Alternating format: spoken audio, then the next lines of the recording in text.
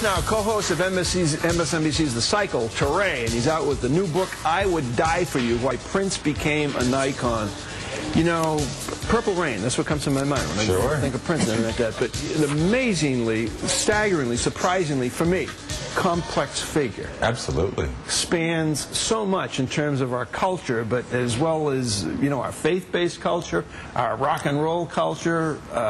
What drew you to him? Well, I'm glad you talked about the faith-based culture, because we think about Prince and we think about sexuality. And I think that's right. That's what he wanted us to think about. But there's an extraordinarily spiritual aspect to his music when he talks about God and Jesus and the devil in very traditional Christian ways. I think if a lot of parents in the 80s had listened beyond the sex and realized this person is talking about religion in the way that I would want religion to be discussed to my kids, they would say, hey, maybe you should be listening to Prince.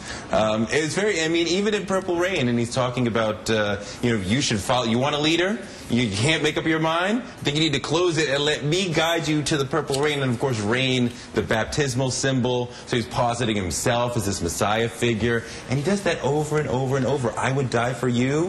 Who would die for you? Good Friday. Jesus Christ, right? You know, I mean, before he made Purple Rain, he made a movie that never got finished, called The Second Coming, right? It was a concert film. But what do you think he was trying to signal to people with a film called The Second Coming? So why did that message get lost?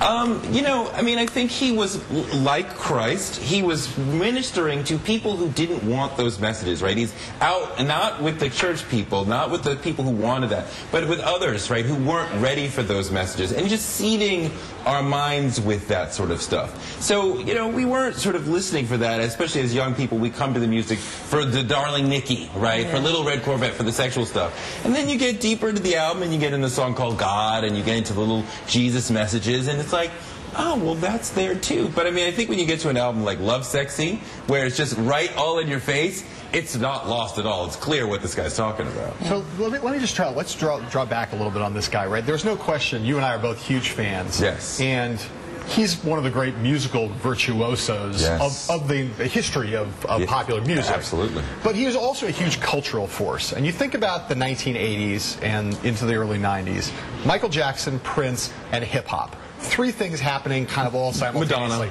Madonna. Well, I'm talking about among African-American music. Yeah, yes, absolutely. Primarily so talk about that context. What was the cultural, musical impact of this guy relative to those three big things all happening at the same time? I mean, you know, gigantic question, which I would only expect from the great John Heilman, who actually blurbed the book. He's on the back because he was in the tank. And I appreciate that. I mean, look, you know, it's interesting. Michael Jackson representing sort of like the Motown experience, the child of Motown, bringing that forward, and hip-hop being sort of like what the street wanted to talk about, maybe the child of Stax, you know.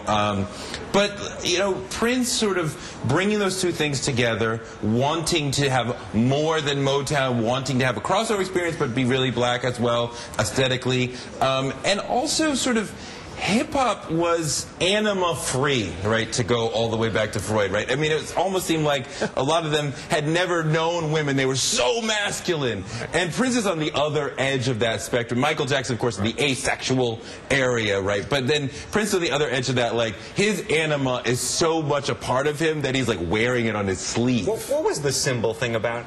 Remember when he became a symbol for a couple of years? Thing was not, it was sort of an androgynous. I didn't know what it was not as complicated as it seems, and it's actually the perfect question from you, because he wanted to get away from his record business contract. So if I change my name, that's all it was. Yeah, that's all it was. Then you don't money. Then you don't own me anymore. There you go. Right. So you know, if I'm not Prince, then you don't control me anymore. Right. And I mean, he didn't care. I played basketball with him around that time. Right. And I thought you weren't supposed to call him Prince, because the whole thing, that was the symbol is my name, it's unpronounceable, and I passed the ball to him and he didn't see it coming, and I'm like, oh, I was going to hit him in the face, and I'm like, Prince, and they're like, oh, you're not supposed to say that. And he loved that you didn't know what to call me, but he didn't care if you called him Prince, he didn't care if you called him Purple Rain, just call me on time for supper. Okay, Blue Book this one, all right? Prince is a combination of Jimi Hendrix and James Brown. Go. Oh, absolutely. No doubt. I mean, the rock god stuff of Jimi Hendrix, the hardest working man in show business sort of stuff of James Brown, the heels, the way that he danced is very much that sort of James Brown secondary thing. Absolutely the son of those two people, without a doubt. Teray, all of our guests today are getting Easter eggs. You can have an Easter egg. Okay. Thank you, sir. Just don't read. There's like a little message in there. You can't read it out loud. Well, you have to read it first to make sure it's airable. Yeah. Is it dirty? What are we talking about? This one says, I'm getting paid to get sober. I don't know who that was supposed to be directed to. They're all directed to me. To Mike, okay. Yeah, that's right. Teray, my friend, thank you for joining us. The book is I Would Die For You, Why Prince Became an Icon. We're going to see you at 3 p.m. on The Cycle today. Absolutely. Up next, Pope Francis breaks tradition once again by including women and Muslims in a Holy Thursday ritual. Our resident theologian, the vicar, John Meacham, weighs in on that next, right here in Morning Joe.